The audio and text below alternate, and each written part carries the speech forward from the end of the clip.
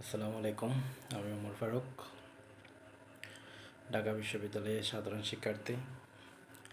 আজকে আমি কয়েকটা বিষয় আপনাদের সাথে শেয়ার করব।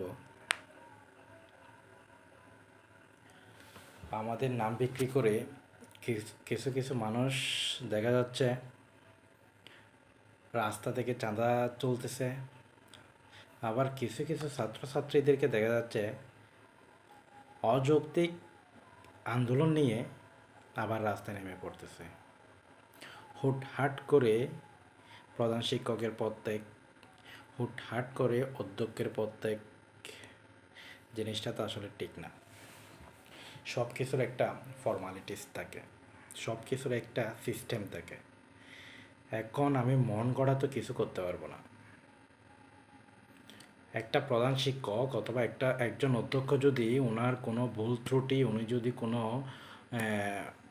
দোষী সাব্যস্ত হয়, ওনাকে ওখান থেকে বরখাস্ত করার জন্য একটু সময় নেবেন এবং ওনার ফলসগুলা কি কি এটা জনগণের সামনে সুন্দর করে উপস্থাপন করবেন। আমি হুট করে গেলাম, হুট করে গিয়ে ওই টিচারকে হেনস্থা করে ওখান থেকে নেমে ফেললাম। আরও দেখা গেছে একজন মহিলা শিক্ষককে কিছু কিছু পুরুষ মানুষ গিয়ে হাত ধরে টেনে ওখান থেকে ফেলে দিল। তাহলে উনি যে খারাপ কাজগুলো করছে, তাহলে আমরা যেটা করতেছি ওটা কি নিশ্চয়ই খারাপ কাজ। তাহলে ওনার আর আমার মধ্যে তফাৎটা কোথায়? প্রত্যেকটা মানুষের ভুল ভ্রান্তি থাকবেই, এটাই স্বাভাবিক। কিন্তু ওই ভুলটা আমরা সংশোধন করার জন্য চেষ্টা করব, ওনাকে সুযোগ দিব। দেখতেছি যে না হচ্ছে না, আমরা ঊর্ধ্বতন কর্মকর্তা অথবা ঊর্ধ্বতন আমাদের যে টিমগুলো আছে ওদেরকে জানাবো। আস্তে আস্তে ক্রমান্বয়ে ওদের বিরুদ্ধে আমরা পদক্ষেপে যাব। হুটহাট করে আমি আমার ছোটো ভাই ছোটো বোনদেরকে রাস্তায় নামাই দিলাম, হুটহাট করে ওদেরকে আমি রাজনীতির ভিতরে ঢুকাই ফেললাম, হুটহাট করে ওদেরকে আমি শেখালাম কীভাবে শিক্ষককে টেনে হিঁচড়ে এখান থেকে বের করা যায়। তাহলে এটা তো আসলে আমরা ছাত্র হয়ে এটা আমাদের জন্য খুবই লজ্জাকর, খুবই লজ্জাকর। আর গত কয়েকদিন ধরে আরও কয়েকটা জিনিস উপলব্ধি করলাম। আমাদের হাসনাত আবদুল্লাহ ভাই, ওনাকে নিয়ে নানা ধরনের কটূক্তি রটানো হচ্ছে। আমাদের নাহিদ ভাই, উনি ইংরেজি বলতে পারে না, উনি ভালো মতো বুঝতে পারে না, এগুলো নিয়ে নানা ধরনের সমালোচনা হচ্ছে।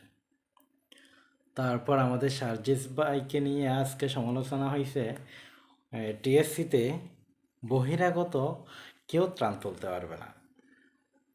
ঢাকা কলেজের একটা ছেলেকে আমি সচক্ষে দেখলাম, সারজিৎ ভাই কে? আমাদেরকে ত্রাণ তুলতে নিষেধ করার সারজিৎ ভাই কে? তখন আমি ওকে ডেকে বললাম, ভাই সারজিৎ ভাই তো কেউ না, আপনি ঢাকা কলেজের স্টুডেন্ট। আপনারা ত্রাণ সামগ্রী তোলার জন্য আপনাদের প্রধান গেটের সামনে আমরা আমাদের ওখানে যারা যারা দায়িত্বে আছে ওদেরকে বলা হয়েছে আপনাদের প্রধান গেটের সামনে একটা বক্স করে এবং একটা ব্যানার করে ওখানে আপনারা ত্রাণ সামগ্রী তুলুন, কোনো সমস্যা নেই। কিন্তু ওখানে তো একটা টিম কাজ করতেছে। এরপরও আপনারা বিশ্ববিদ্যালয়ের ভিতরে এসে এখানে দেখতেছেন আমাদের অসংখ্য টিম কাজ করতেছে এই বন্য সামগ্রীগুলো সংগ্রহে। আর এখানে আপনারা এসে যদি বলেন আমি ঢাকা কলেজ থেকে আসলাম, আমি ত্রাণ সামগ্রী বন্যার্তদের জন্য বিতরণ করার জন্য আমি এখানে বসলাম, তাহলে জিনিসটা একটু কেমন হয়ে গেল না? আপনার ক্যাম্পাসে আপনি থাকুন, আমাদের ক্যাম্পাসে আমাদেরকে থাকতে দেন। এখানে এসে আপনি যদি পরিস্থিতিটাকে যদি নর্মাল মনে না করে গায়ের জোর দেখে যদি জিনিসটাকে একটু ব্যাঘাত সৃষ্টি করার জন্য যদি চান, তাহলে তো আসলে জিনিসটা ভালো হচ্ছে না ভাইয়া।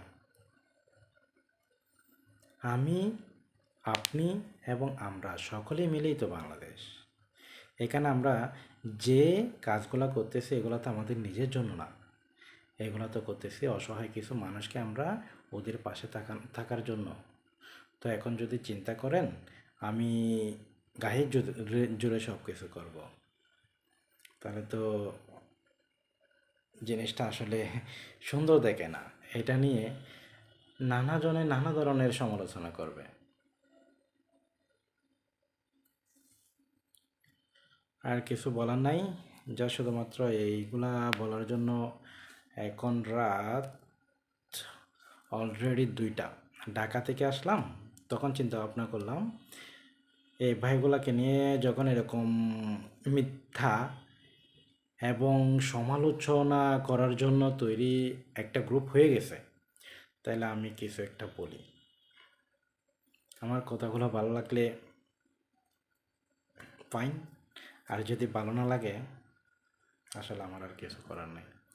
আমি জানি সারজিৎ ভাই কি, উনি আন্দোলনের জন্য কী ছিল, আমাদের নাহিদ ভাইকে উনি আন্দোলনের জন্য কতটুকু গুরুত্বপূর্ণ ভূমিকা পালন করছে, আমাদের হাসনাত আবদুল্লাহ ভাইকে, এগুলো আমি জানি, কারণ আমি দেখছি ওদের ত্যাগ তিতিক্ষা কতটুকু ছিল। এখন বাকিটা আপনাদের উপর ছেড়ে দিলাম। ওকে, বাই বাই, আসসালামু আলাইকুম।